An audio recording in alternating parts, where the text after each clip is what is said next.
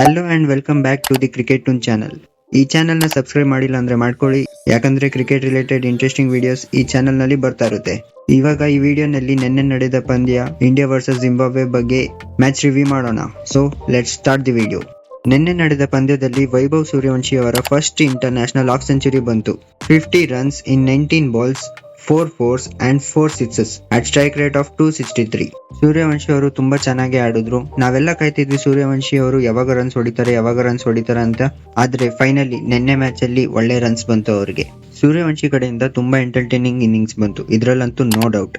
ಇವಾಗ ಸೂರ್ಯವಂಶಿ ಫಾರ್ಮ್ ಅಲ್ಲಿ ಬಂದಿರೋದ್ರಿಂದ ಆಪೋನೆಂಟ್ಸ್ ತುಂಬಾ ಸ್ಕೇಲ್ಡ್ ಆಗಿರುತ್ತೆ, ತುಂಬಾ ಭಯ ಹುಡ್ಸಿರ್ತಾರೆ ಆಪೋನೆಂಟ್ಸ್ಗೆ. ಬೌಂಡ್ರಿಯನ್ನು ಚಿಕ್ಕದಿರ್ಲಿಲ್ಲ, ಡೀಸೆಂಟ್ ಬೌಂಡ್ರಿ ಇತ್ತು. ಇಂಥದ್ರಲ್ಲಿ ಈ ತರ ಇನ್ನಿಂಗ್ಸ್ ಬರೋದು ತುಂಬಾ ಒಳ್ಳೇದು ಸೂರ್ಯವಂಶಿ ಅವರಿಗೆ. ಇಂಡಿಯಾದು ನಿನ್ನೆ ಪ್ಲೇಯಿಂಗ್ 11 ನೋಡಿದ್ರೆ ಬೇರೆ 4 ಬೌಲರ್ಸ್ ಜೊತೆ ಹೋದ್ರು. ಪ್ರಿನ್ಸ್ ಯಾದವ್, ಮಯಾಂಕ್ ಯಾದವ್, ಅಶೋಕ್ ಶರ್ಮಾ ಮತ್ತು ರವಿ ಬಿಷ್ಣೋಯ್. 5 ಬೇಕಾದ್ರೆ ಶಿವಮ್ ದುಬೆ ಆಪ್ಷನ್ ಇತ್ತು, 6ನೇ ಬೌಲರ್ ಇರಲಿಲ್ಲ. ಶಿವಮ್ ದುಬೆ ತಮ್ಮ 4 overs ಕಂಪ್ಲೀಟ್ ಮಾಡೋದು ತುಂಬಾ rare.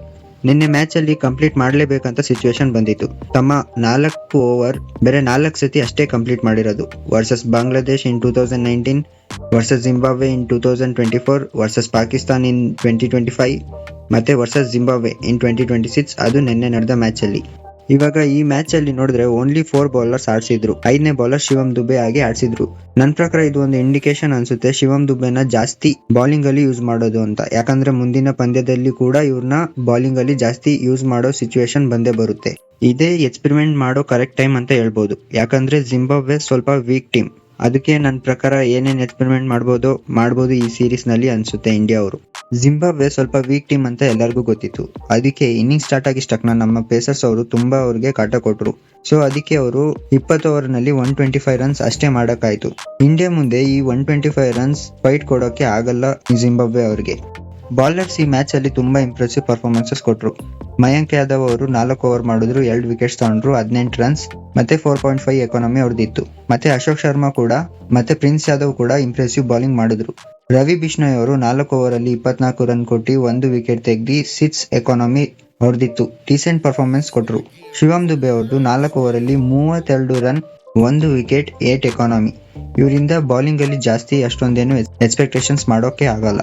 Over all batting and bowling super ಆಗಿತ್ತು. ಇವಾಗ ಶ್ರೇಯಸ್ ಅಯ್ಯರ್ ಅವರ ಕ್ಯಾಪ್ಟನ್ಸಿ ಬಗ್ಗೆ ಮಾತಾಡೋಣ. ಶ್ರೇಯಸ್ ಅಯ್ಯರ್ ಅವರು ದೊಡ್ಡ ಕ್ಯಾಪ್ಟನ್, ಇದಂತೂ ನಿಜ. ಆದ್ರೆ ಟೀಮ್ ಗೆಲ್ತಾ ಇರ್ಲಿಲ್ಲ. IPL ಅಲ್ಲಿ ಪಂಜಾಬ್ ಕಿಂಗ್ಸ್ ಗೆ ಕೂಡ ಒಳ್ಳೆ ಕ್ಯಾಪ್ಟನ್ಸಿ ಮಾಡಿದ್ರು. ಫಸ್ಟ್ 7 ಮ್ಯಾಚಸ್ ಅಲ್ಲಿ 6 ವಿನ್ಸ್ ಇತ್ತು ಮತ್ತೆ 1 ಡ್ರಾ ಆಗಿತ್ತು. ಆದ್ರೆ ನೆಕ್ಸ್ಟ್ 7 ಮ್ಯಾಚಸ್ ಅಲ್ಲಿ ಓನ್ಲಿ 1 ವಿನ್.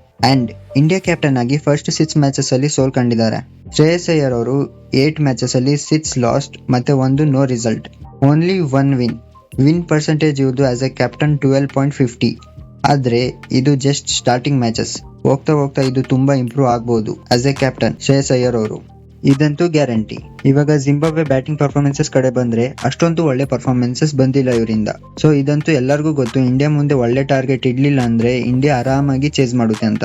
ಈ ಟಾರ್ಗೆಟ್ ನ ಇಂಡಿಯಾ ಜಸ್ಟ್ 13.2 overs ಅಲ್ಲಿ ಚೇಸ್ ಮಾಡಿದ್ರು, ಓನ್ಲಿ 3 ವಿಕೆಟ್ಸ್ ಕಳ್ಕೊಂಡಿ. ನೆಕ್ಸ್ಟ್ ಮ್ಯಾಚ್ ಏನಾದ್ರೂ ಜಿಂಬಾಬ್ವೆ ಗೆದ್ರೆ ಸೀರೀಸ್ ಅಲ್ಲಿ ಉಳ್ಕೊಂತಾರೆ, ಇಲ್ಲಾಂದ್ರೆ ಇಂಡಿಯಾ ಈ ಸೀರೀಸ್ ನ ಈಸಿಯಾಗಿ ಗೆಲ್ತಾರೆ.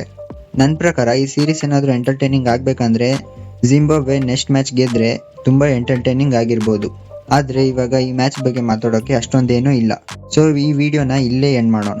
ಸೊ ವಿಡಿಯೋ ಇಷ್ಟ ಆದ್ರೆ ಲೈಕ್ ಮಾಡಿ, ಶೇರ್ ಮಾಡಿ, ಸಬ್ಸ್ಕ್ರೈಬ್ ಮಾಡಿ ಮತ್ತೆ ಬೆಲ್ ಐಕನ್ ನ ಪ್ರೆಸ್ ಮಾಡಿ. ಯಾಕಂದ್ರೆ ಕ್ರಿಕೆಟ್ ರಿಲೇಟೆಡ್ ಇಂಟ್ರೆಸ್ಟಿಂಗ್ ವಿಡಿಯೋಸ್ ಈ ಚಾನಲ್ ನಲ್ಲಿ ಬರ್ತಾ ಇರುತ್ತೆ.